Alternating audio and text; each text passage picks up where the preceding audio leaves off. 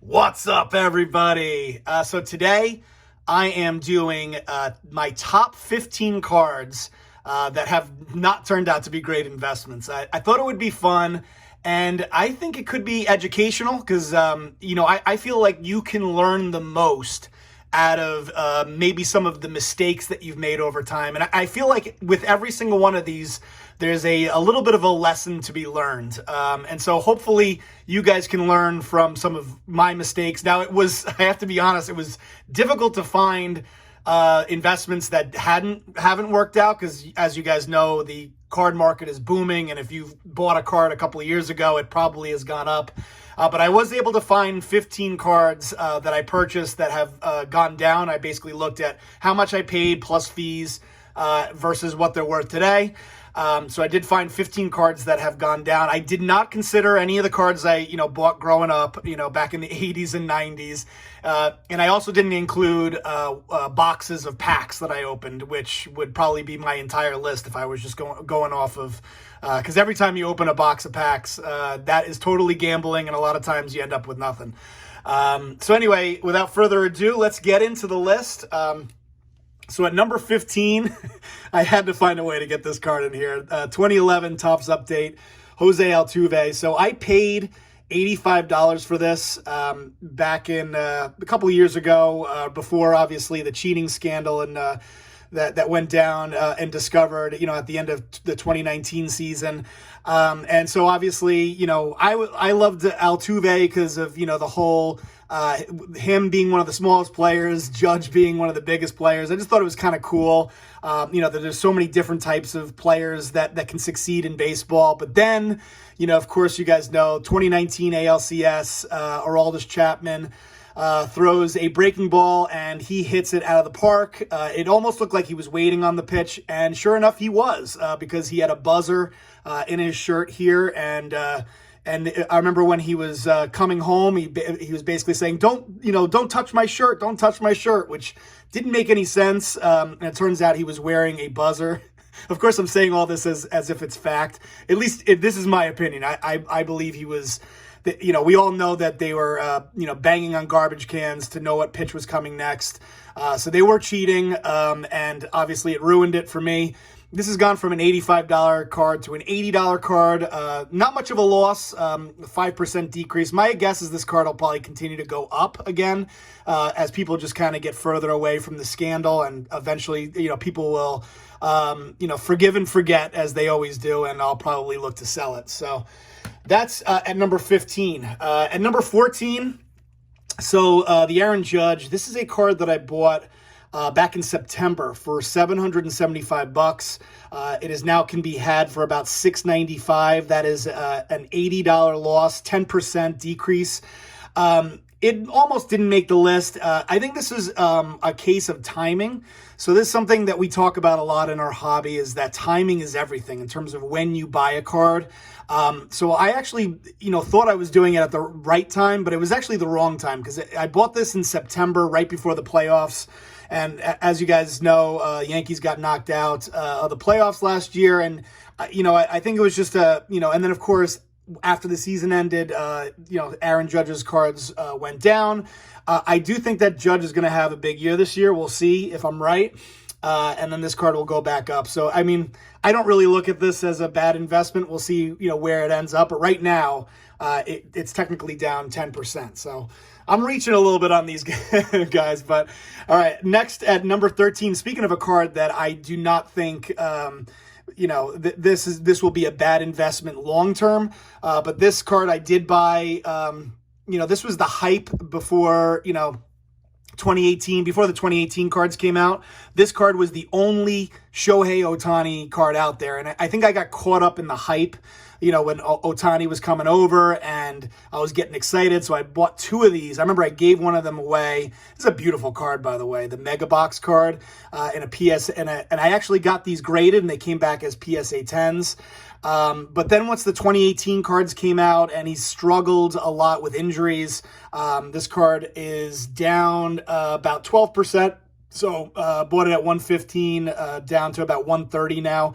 Although he's having a big spring, guys. So this card could go way back up, and then it'll definitely come off this list. All right, at number 12 is the 2015 Jorge Mateo. I got this ungraded. I sent it in. It came back as a PSA 10, so luckily it came back as a 10. Bought this for about 155 bucks actually, and then if you factor in $20 for fees, I'm about $175 into this card. It now would probably sell for about 150 bucks. This card's gone up a little bit because he got traded to the Padres, and some people think that with that young team that he could all of a sudden have a nice comeback. We'll see. Of course, he was given this great opportunity, and then he got COVID, so he hasn't been with the team much. But this card, beautiful card, numbered to 99. We'll see where this lands, but this could end up being top 10 one day in my worst investments. Okay, at number 11 is Gary Sanchez. So again, I bought this card ungraded, submitted it, came back as a 9. You can see it's a little bit off center, top to bottom. This card is numbered to 150, but this basically, bought this, again, a timing thing where I kind of got caught up in the hype, was excited. I was just looking for, the Yankees to have something going on. Back in 2017, he hit 33 home runs. And I was just super excited. I was like, wow, a Yankee finally, a prospect that's, before Aaron Judge and before Gleyber Torres, this was he was the guy for the Yankees. And of course, he struggled mightily. He's hit, I think he hit like 140 last year. He has looked good this spring, so we'll see how this turns out. But right now, this card, I bought this card for 500 bucks. Plus $20 fee, so I'm into this card for 520 bucks.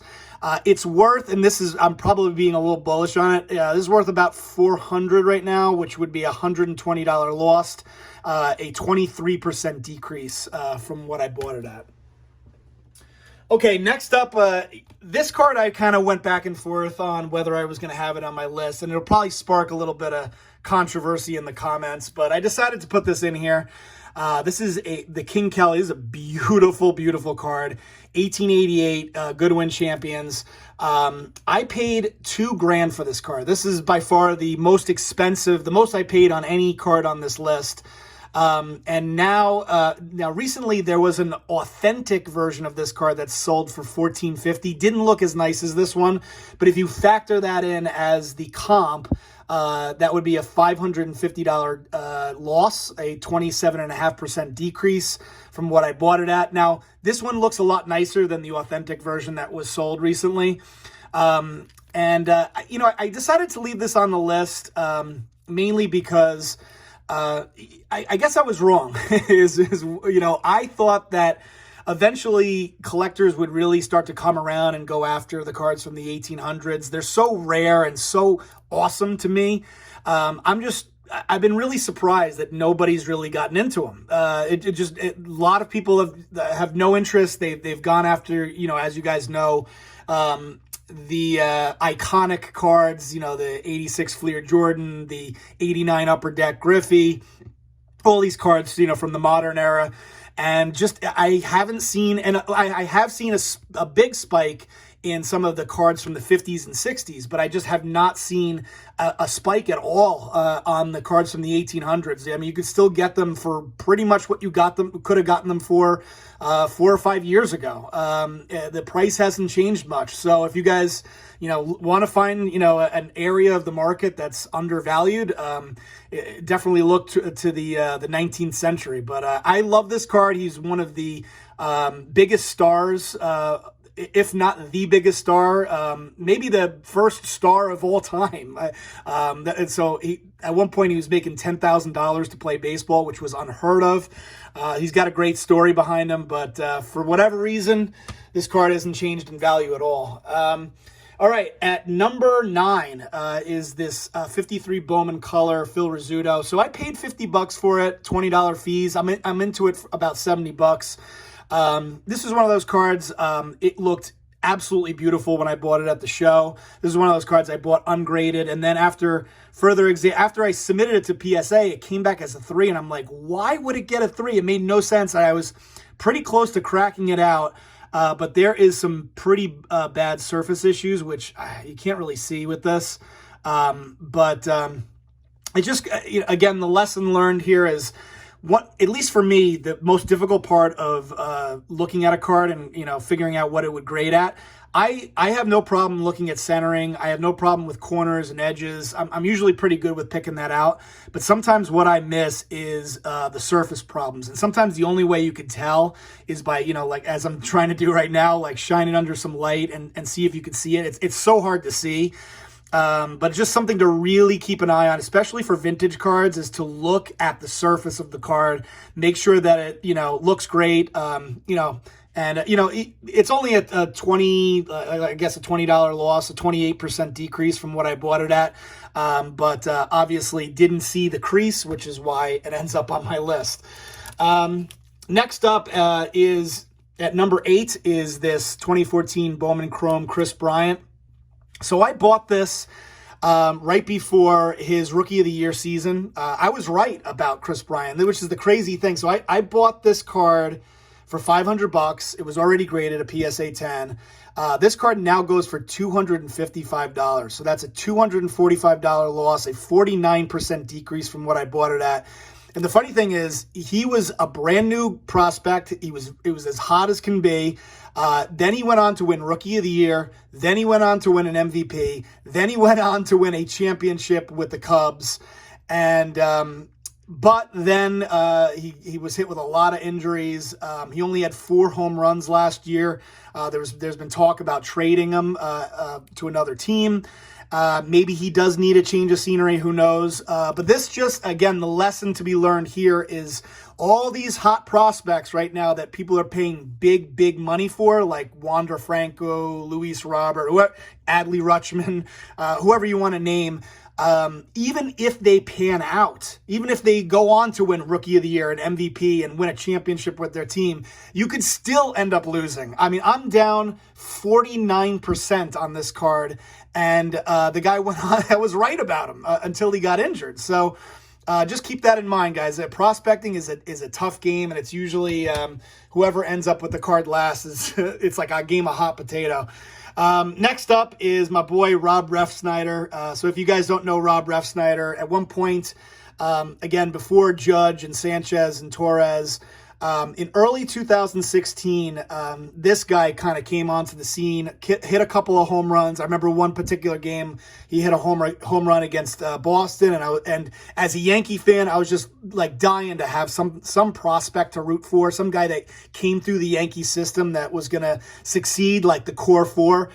And I paid, $50 for it, not much, it was, and then $20 for fees. So I'm about $70 into the card.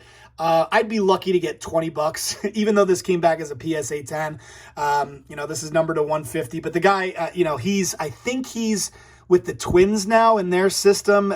He's on a minor league deal, but his chance at being a star is pretty much over. So still a cool card, a card that I'll always hold on to as a reminder of what it used to be like for the Yankees.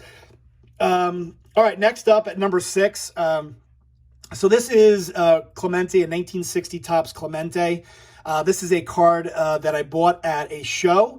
And as you can see, it looks absolutely beautiful. And I ended up paying big money for it. I paid $300 cash at a show for this card, and then sent it off to PSA, $20. So I'm $320 into the card.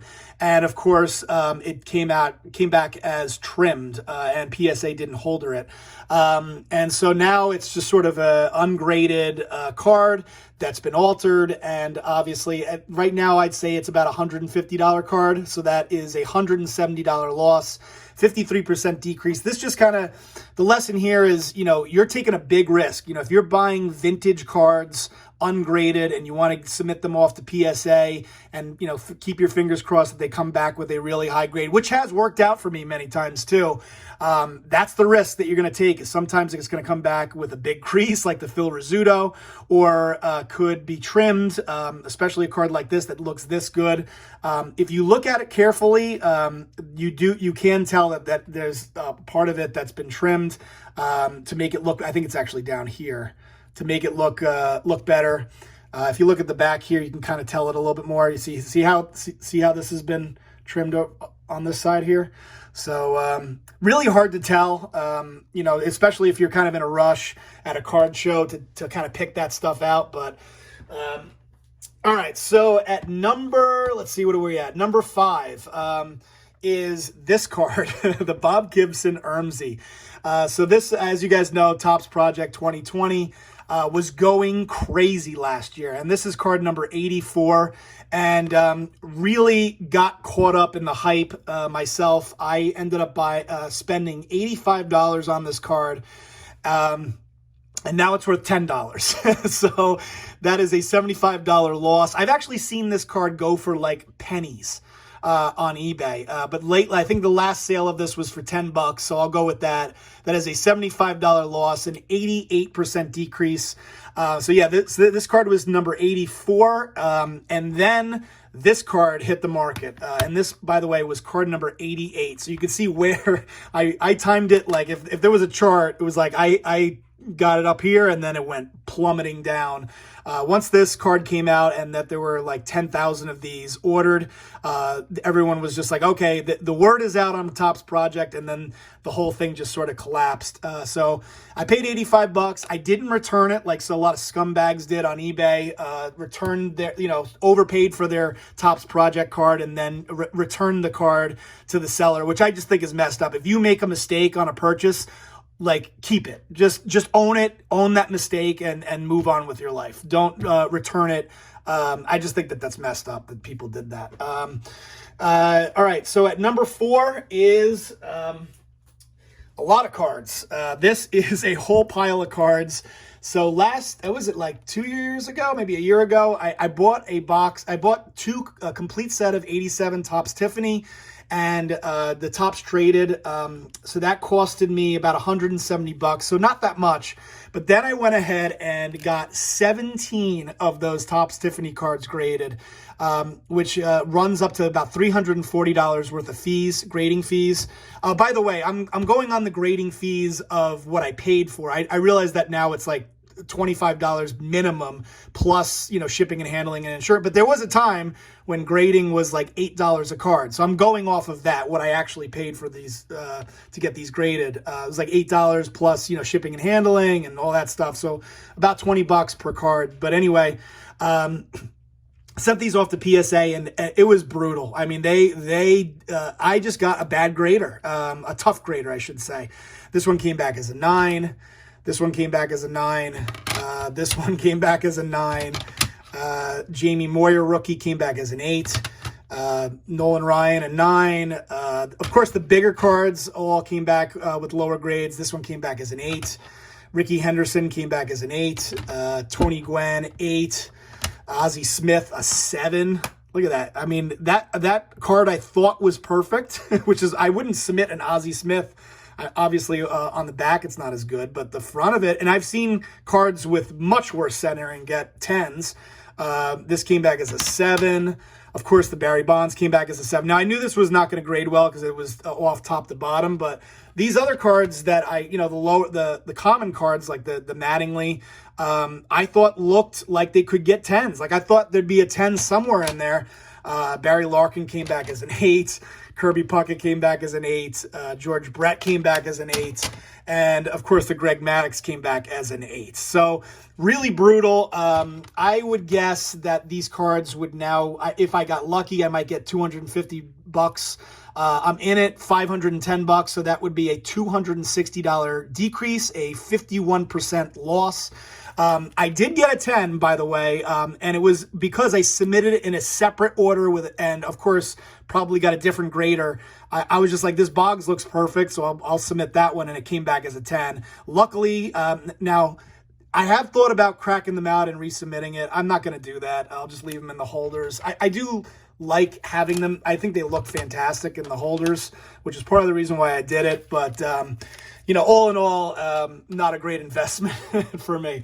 All right, and number 3, if there's a theme here, it's the Yankees. The Yankees have cost me a lot. Me just being a fan, and a lot. what I'll say, guys, is you guys know I'm a collector first, and then I try to do both, be a collector and an investor. But I bought this card because I was excited that Stanton had come to the Yankees.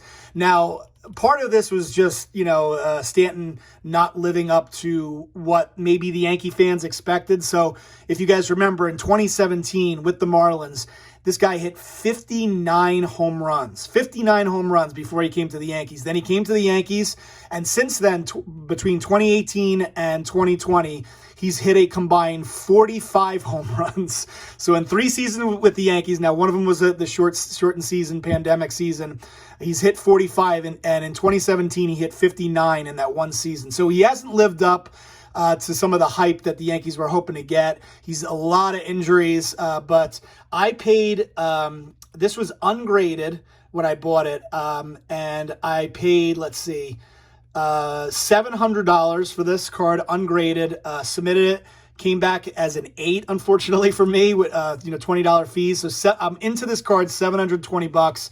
This card is worth maybe $300 in a PSA 8, and I'd be lucky to get that. That is a $420 loss, a 58% decrease on my investment. All right, and number 2 is the A-Rod, 94 SP A-Rod. So I didn't really collect much between 1994 and 2011, but there was one card that I bought back in 2007 when A-Rod signed with the Yankees. I decided to buy this card. Now, what happened here was I didn't know what I was doing. I was brand new to the, getting back in. The cards were now graded, which I didn't understand. And the PSA cards were really expensive. And I just didn't want to pay, thousands of dollars for a PSA graded card, or probably like $600 or $700 for a PSA 10. So instead, what I did is I bought this card in a gem holder. So I'll show you guys a picture of it. And, obviously it was in that gem holder. And we all know now that is a bogus company. There are a lot of really reputable grading companies nowadays. But back then especially, there were a ton of these bogus companies. And they graded thousands of these A-Rod cards, and they called all of them Gem 10s. So as I learned more about the hobby, I decided to crack it out of that gem holder. Actually, no, what I did was I submitted it to PSA in the gem holder, and then PSA basically charged me for the fee, $20 for a fee, and basically told me it was altered. Then I cracked it out of the holder and submitted it to PSA. So that's one thing to keep in mind. If you do have cards in those gem holders or those bogus holders, crack them out of those holders and then submit them. Don't try to submit them in the holders, because that will they'll just come back as altered. The grading companies aren't gonna they're just not gonna give you a grade for those. So I paid $300 for this card plus $40 grading fees because I submitted it twice. That's $340 in. It's worth probably about $135 now. That is a $205 loss and a 60% decrease from what I bought it at.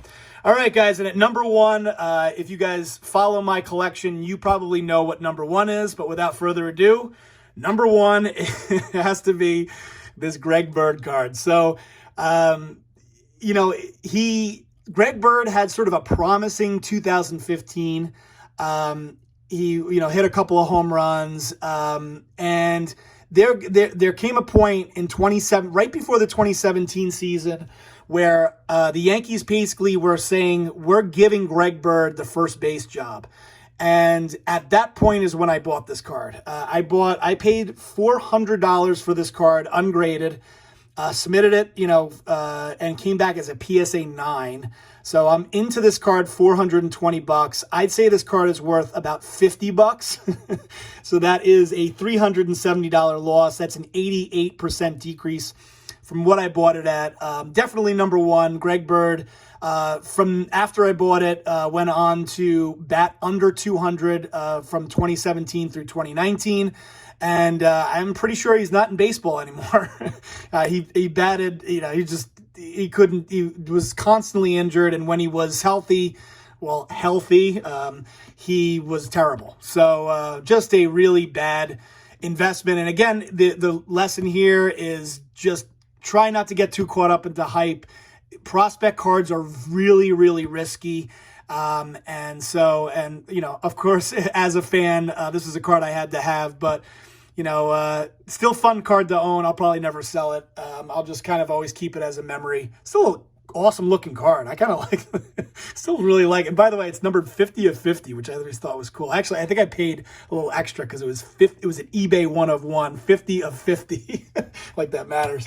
All right, guys. I hope you enjoyed the video. Hopefully you learned something. Let me know your thoughts in the comments. Please like and subscribe if you haven't already. Oh, by the way, I just hit 10,000 subscribers. So thank you so much for those of you that are still watching this video and support the channel. I really appreciate it. Thanks for watching, guys, and I will talk to you later. Peace.